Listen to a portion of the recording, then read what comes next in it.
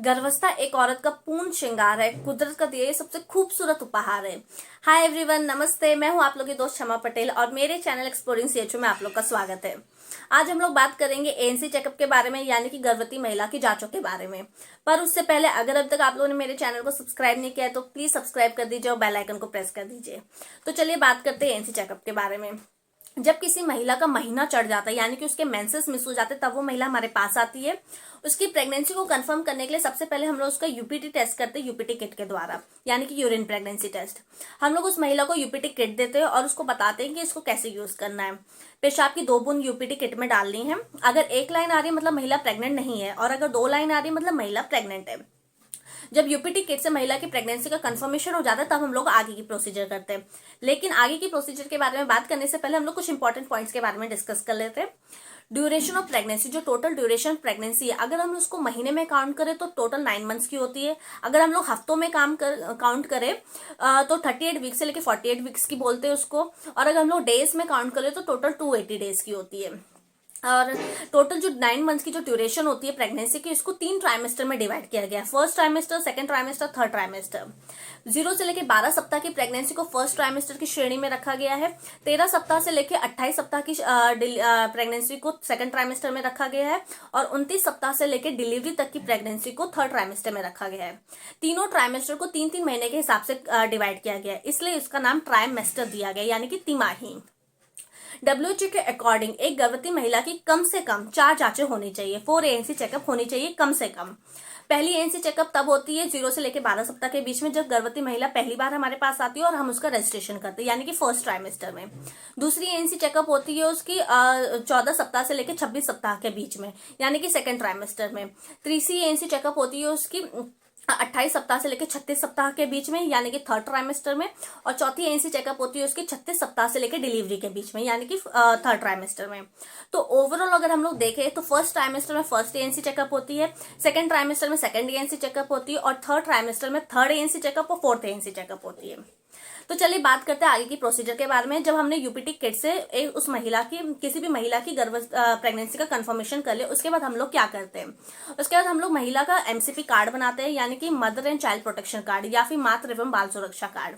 उस MCP card में हम लोग महिला से जुड़ी सारी जानकारी भरते हैं, जैसे कि गर्भवती महिला का नाम, उसके पति का नाम, उसकी उम्र, उसका एड्रेस, उसका मोबाइल नंबर, उसका एलएमपी यानी कि लास्ट मेंस्ट्रुएशन पीरियड, आखिरी दिन माहवारी का कौन सा था।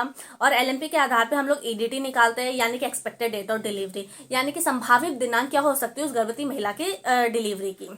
उसके बाद हम लोग उसकी ऑब्स्टेट्रिक हिस्ट्री लेते हैं, यानी कि जीटी पाल की जानकारी लेते हैं। जी मतलब ग्रेविडा, यानी कि महिला टोटल कितनी बार प्रेग्नेंट हुई है, हो चुकी है।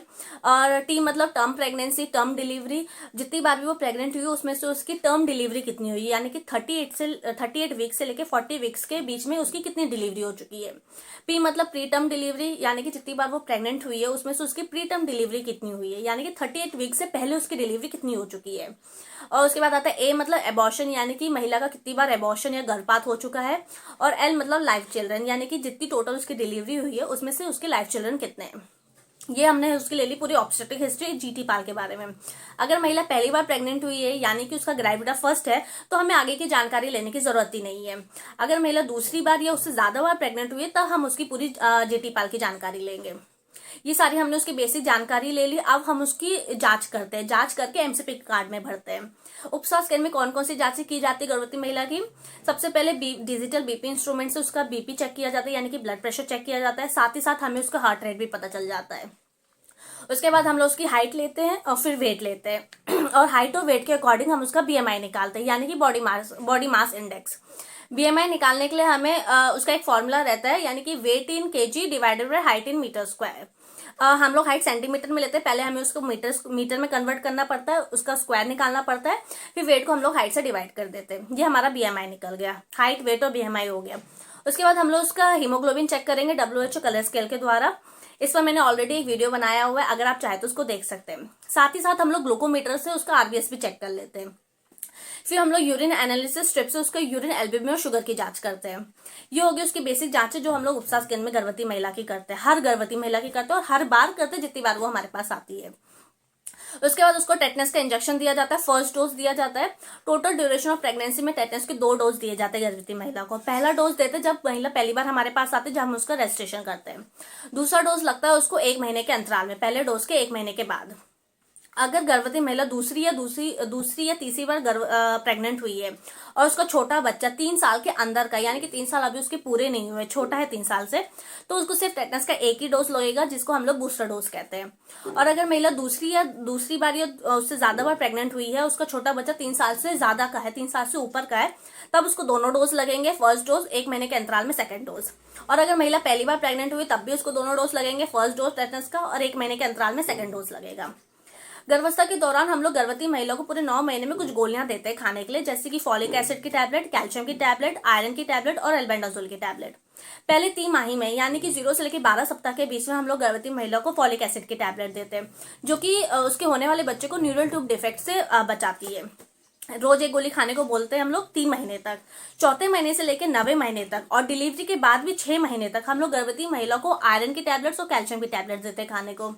जब हम लोग गर्भवती महिला को कैल्शियम की और आयरन की टैबलेट साथ में देते हैं खाने को, तो हम उनको सलाह करते हैं, बोलते हैं, बताते हैं कि दोनों गोलियों को साथ में बिल्कुल ना खाएं, क्योंकि जब हम कैल्शियम की गोली और आयरन की गोली साथ में खाते हैं तो कैल्शियम आयरन का एब्जॉर्प्शन नहीं होने देती बॉडी में, इसलिए कम से कम 5 से लेकर 6 घंटे का अंतराल होना चाहिए दोनों गोलियों के बीच में। फिर हम लोग चौथे महीने के बाद 1 गोली एल्बेंडाजोल की देते गर्भवती महिला को, जिसके देते टाइम हम लोग सलाह देते हैं कि खाना खाने के बाद अच्छे से चबा के खाएं इस गोली को। ये हो गया गोलियों के बारे में, टेटनस के इंजेक्शन के बारे में, गर्भवती महिला की जांचें भी होगी, उसकी हमने सारी बेसिक जानकारी भी भर दी एमसीपी कार्ड में। अब जब कोई महिला हमारे पास आती है, सबसे इंपॉर्टेंट, तो हम लोग कैसे उसको हाई रिस्क की श्रेणी में रखेंगे, हम कैसे पहचानेंगे कि गर्भवती महिला हाई रिस्क है या नहीं है। क्योंकि अगर गर्भवती महिला हाई रिस्क है तो हमें उस पर ज्यादा ध्यान देना पड़ता है और उसको समय पड़ने पे और तुरंत उसको हायर फैसिलिटी में रेफर करना पड़ता है। तो सबसे पहले तो हम लोग उसकी हीमोग्लोबिन, अगर उसके शरीर में खून की कमी है, यानी कि उसका हीमोग्लोबिन लेवल 7 ग्राम से कम है, यानी कि वो सीवियर एनीमिक है, तब हम उसको हाई रिस्क की श्रेणी में रखेंगे।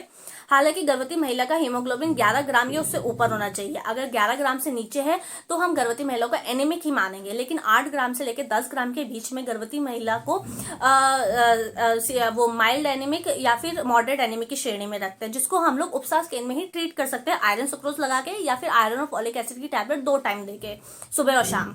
लेकिन 7 ग्राम से अगर कम है तब हम उसको तब वो गर्भवती महिला सीवियर एनीमिक की कैटेगरी में आती है, जिसके लिए हमें उसको हायर फैसिलिटी में रेफर करना पड़ता है। उसके बाद उसके पैरों में, गर्भवती महिला के अगर पैरों में सूजन है या फिर उसके पूरे शरीर में सूजन है, तब हम उसको हाई रिस्क की कैटेगरी में रखेंगे। उसके बाद जब हम उसका बीपी चेक करते हैं और उसका बीपी 140/90 आ रहा है या फिर उससे ज्यादा आ रहा है, तब हम उसको हाई रिस्क की कैटेगरी में रखेंगे। और गर्भवती महिला की अगर उम्र, किसी भी महिला की उम्र अगर 18 साल से कम है या फिर 35 साल से ज्यादा है, तब हम उसको हाई रिस्क की कैटेगरी में रखेंगे।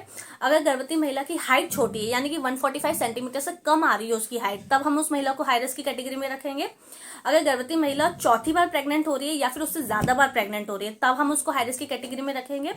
अगर महिला की दूसरी प्रेगनेंसी या उससे ज्यादा प्रेगनेंसी है और उससे पहले की डिलीवरी उसकी सिजेरियन से हुई है, तब हम उस महिला को हाई रिस्क की कैटेगरी में रखेंगे। अगर किसी महिला का 2 बार गर्भपात हो चुका है या फिर उससे ज्यादा बार गर्भपात हो चुका है, तब हम उस महिला को हाई रिस्क की कैटेगरी में रखेंगे। और गर्भावस्था के दौरान जब महिला को मधुमेह हो जाता है, यानी कि जीडीएम हो जाता है, जेस्टेशनल डायबिटीज मेलाइटस, तब हम उस महिला को हाई रिस्क की कैटेगरी में रखेंगे। जीडीएम की जांच हम लोग ओजीटीटी के द्वारा करते हैं, ओरल ग्लूकोज टॉलरेंस टेस्ट। इस पर भी मैं एक अलग से वीडियो बनाऊंगी। और सोनोग्राफी करवाने के बाद जब गर्भवती महिला सोनोग्राफी करवाने के बाद जब रिजल्ट में पता चलता है कि महिला का बच्चा जो है वो टेढ़ा या उल्टा है, तब हम उस महिला को हाई रिस्क की कैटेगरी में रखेंगे। यूरिन एनालिसिस स्ट्रिप से यूरिन शुगर और एल्ब्यूमिन की जांच करने के बाद महिला के पेशाब में शुगर या एल्ब्यूमिन की मात्रा पाई जाती, तब हम उस महिला को हाई रिस्क की कैटेगरी में रखेंगे। ये सारे पॉइंट्स, ये सारी श्रेणी थी जिसके आधार पे हम लोग कैटेगराइज करते कि महिला हाई रिस्क की कैटेगरी में आती है या नहीं आती है। अगर नहीं आती है तब बहुत अच्छी बात है, लेकिन अगर महिला हाई रिस्क की कैटेगरी में आती है तब हमें उस पर ज्यादा ध्यान देना पड़ता है। और उसके एमसीपी कार्ड में हमें सेक्टर मेडिकल ऑफिसर का नाम और नंबर लिखना बहुत जरूरी, जो कि बैचिंग और मैचिंग कहलाता है। उसके लिए हमें गर्भवती महिला को हायर फैसिलिटी में रेफर करना पड़ता है उसकी जांच के लिए, उसके रेगुलर चेकअप्स के लिए, और उसको कम से कम उसकी 4 से ज्यादा बार जांच होनी चाहिए। ये था पूरा एएनसी चेकअप के बारे में। अगर वीडियो आप लोग को अच्छी लगे तो प्लीज लाइक कीजिएगा, चैनल को सब्सक्राइब कीजिएगा और शेयर कीजिएगा। Thank you.